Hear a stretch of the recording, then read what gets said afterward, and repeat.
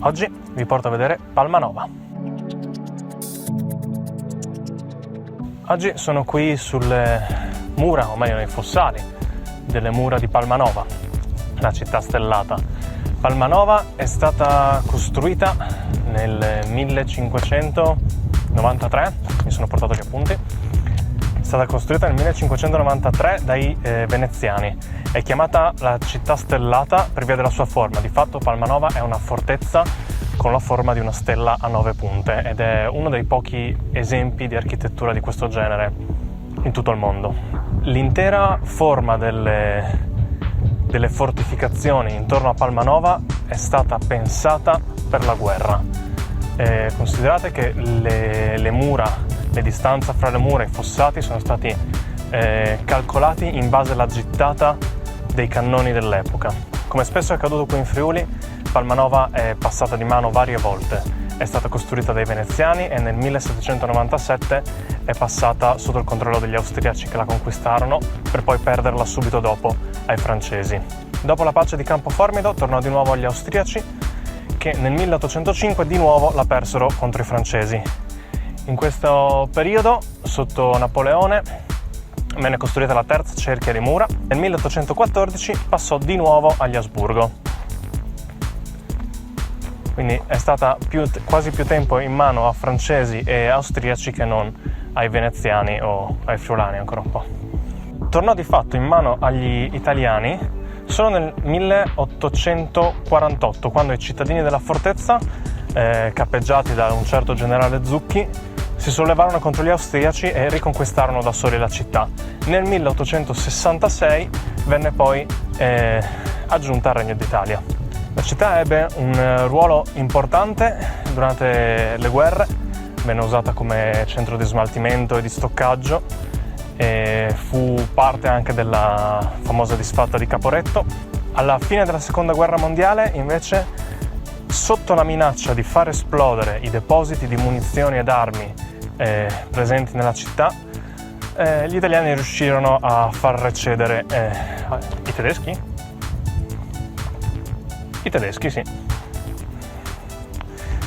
E quindi per fortuna i tedeschi se sono ritirati e abbiamo evitato di perdere questa città. Al centro della fortezza, al centro del paese, c'è Piazza Grande, una piazza perfettamente esagonale, al centro della quale si erge un pennone con una bandiera che a sua volta poggia su un basamento in pietra d'Istria. E secondo le voci questo pennone, questa bandiera, viene chiamata Mario dai palmarini, gli abitanti di Palmanova. Andiamo a dare uno sguardo.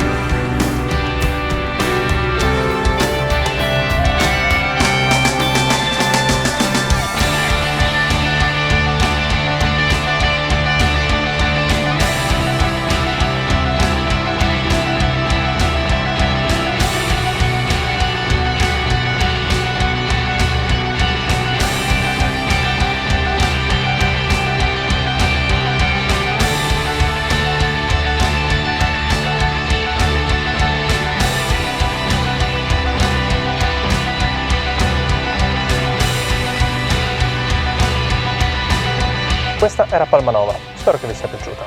Se avete altri paesi che volete consigliarmi o che volete vedere, lasciate un commento. Ci vediamo alla prossima!